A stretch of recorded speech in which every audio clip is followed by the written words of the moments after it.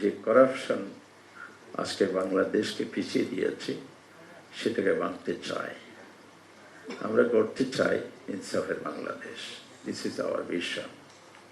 এই ভিশন সামনে রেখে আমরা যেই কর্মসূচি গ্রহণ করেছি, সেখানে প্রথম কথা হচ্ছে আমরা বাংলাদেশকে এমনভাবে গড়তে চাই যেখানে দুর্নীতি চিরবিদায় হবে, যেখানে দুর্বৃত্তায়ন বিদায় হবে, সন্ত্রাস বিদায় হবে, আইন শৃঙ্খলাকে আমরা নতুনভাবে ঢেলে সাজাতে চাই।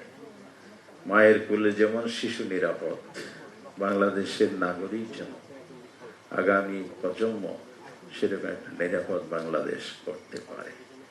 আমাদের এডুকেশনকে আমরা ঢেলে সাজাতে চাই, যে এডুকেশন হবে আমাদের কর্মমুখী, যুগ উপযোগী, এবং যেই কর্মসূচি আমরা নিয়েছি এডুকেশনের ক্ষেত্রে, সেখানে আমরা সর্বস্তর অবৈতনিক শিক্ষাকে গুরুত্ব দিচ্ছি এবং শিক্ষার মান আন্তর্জাতিক প্রতিযোগিতায় আমাদের যে মান প্রয়োজন আগামী দিনের বিশ্ব এবং 21 শতকের যে চ্যালেঞ্জ মোকাবেলা, প্রযুক্তি এবং জ্ঞান নির্ভর, তার সাথে হলো গবেষণা।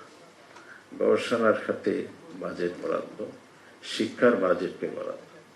বর্তমান শিক্ষার জিডিপির যে বরাদ্দ আছে 1.69, এই যে আজকের বরাদ্দের পার্সেন্টেজ জিডিপি, সেটা আমরা পর্যায়ক্রমে 6% উন্নত করতে চাই শিক্ষার ক্ষেত্রে। শিক্ষার কারিকুলাম, সিলেবাস, কারিগরি শিক্ষার উপর বেশি অগ্রাধিকার, কারণ কারিগরি শিক্ষাকে অবতীর্ণ করবো আমরা। Language, international language English, Arabic, আন্তর্জাতিক বিশ্ব যে দেশকে প্রতিনিধিত্ব করতে হয়, তাহলে সেই জায়গাটা আমরা অ্যাড্রেস করবো, সেটাকে নতুন করে সাজাবো, এটাকে সহজলভ্য করবো আমরা। শিক্ষার ক্ষেত্রে আরো আমূল পরিবর্তনের বিস্তারিত কর্মসূচি আছে। ট্যালেন্ট হান্ট, আমাদের মেধাগুলোকে যেভাবে আমরা বিকশিত করতে চাই, দেশের যেমন তাদের গবেষণার সুযোগ করে দিতে হবে। আমরা ডেমোক্রেটিক ডিভিডেন্ডের যে বেনিফিটটা নিতে চাই, সেটা এডুকেশনের মধ্য দিয়ে আমাদেরকে প্রায়োরিটি দিতে হবে। নৈতিক মূল্যবোধ এবং তার আলোকে সময় উপযোগী প্রযুক্তি নির্ভর শিক্ষা হলে এটা সম্ভব।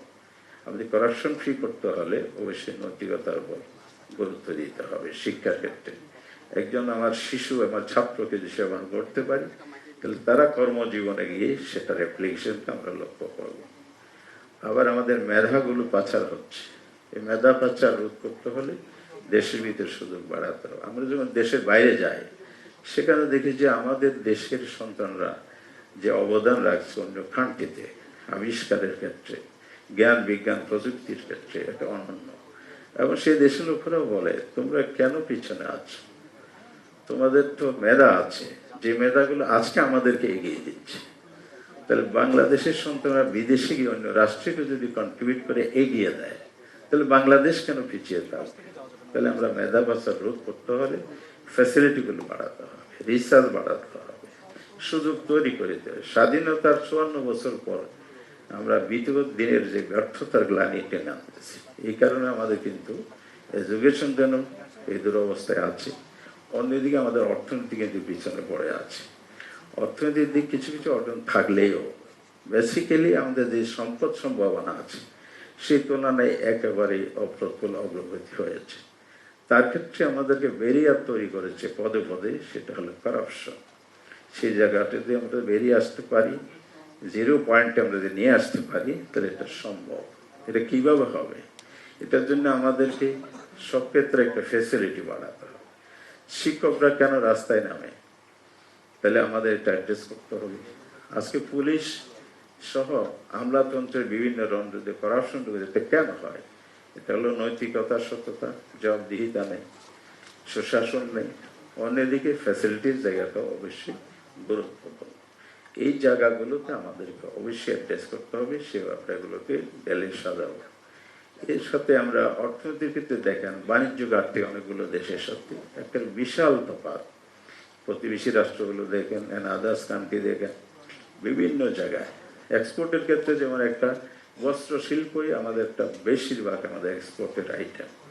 এটাকে আমরা বৈচিত্র্যময় করতে পারি, বহুমুখীকরণ করতে পারি, এবং ট্যাক্সেসের জায়গায় যে করাপশন তৈরি হয়ে আছে, সারা ঠিকভাবে ট্যাক্স দিচ্ছে তারাই পারে নিশ্চয়ই বেশি শিকার হয়, ট্যাক্স ফাঁকি যারা দিচ্ছে তারাই আসলে বেনিফিটেড হচ্ছে। বাণিজ্য বান্ধব যদি আমরা একটি কান্ট্রি অর্থনীতি যদি করতে পারি, ব্যবসা বান্ধব করতে পারি, তাহলে আমরা প্রতি 3 বছর অন্তর একটা ট্যাক্সেসের ক্ষেত্রে রিলিফের পরিকল্পনা আমরা নিয়ে আছি। 3 বছর পর তাদেরকে স্বীকৃতি, সম্মান, সুযোগ তৈরি করার জন্য প্রতি 3 বছর পর পর আমরা এই ট্যাক্সকে এই 3 বছর পর পরে একটা সেখানে ইনসেন্টিভ দেবো, 50% ট্যাক্সের আওতায় নিয়ে আসবো। 100% ট্যাক্স না দিয়ে অর্ধেক ট্যাক্স দিয়ে তিনি এনকারেজ করবেন, ফিল করবেন, সেই জায়গা থেকে তার বিজনেস বিনিয়োগে তিনি উৎসাহ বোধ করবেন। এই ধরনের আমরা পদ্ধতি, নারী শিক্ষা, প্রসার, নারীর অধিকারগুলো সমুন্নত করার ক্ষেত্রে আমাদের ব্যাপক পরিকল্পনা আছে। মাতৃকালীন যে আমাদের পক্ষ থেকে রেশন চালু করার পরিকল্পনা নিয়েছি, কৃষকদের জন্য আমরা নতুন কার্ড সিস্টেম, রেশন সিস্টেম চালু করেছি। আমাদের মৎস্যজীবী যারা আছে তারা বর্তমানে বন্ধকালীন সময়ে রাষ্ট্রীয় বন্ধ করা হয় সরকারি, সেই সময় আমরা কমিটমেন্ট করেছি আজকে যে 30 কেজি চাল দেয়া হয় মাসে একটি পরিবারে, সেটা আমরা 3 গুণ বাড়াবো। এভাবে কৃষক, দিনমজুর, শ্রমিক এবং ছোট্ট ক্ষুদ্র ব্যবসায়ী, প্রান্তিক জনগোষ্ঠীর সুযোগ সুবিধা বাড়ি আমরা দেশের অর্থনীতিকে জনগণের উপযোগী গড়ে তুলব। কর্মসংস্থান জায়গা আমাদের তরুণদেরকে সামনে দিয়ে এগিয়ে যেতে হবে। আমরা বেকার রাখবো না, এটাকে বেকারত্বের শূন্যতায় নিয়ে আনার জন্য আমরা এজন্য পরিকল্পনা নিয়েছি। আমাদের ভবিষ্যৎ প্রজন্মের জন্য একটি উপযোগী দেশ গড়তে হলে শিক্ষা দীক্ষার সাথে তার কর্মসংস্থানের সুযোগ তৈরি করে দিতে হবে।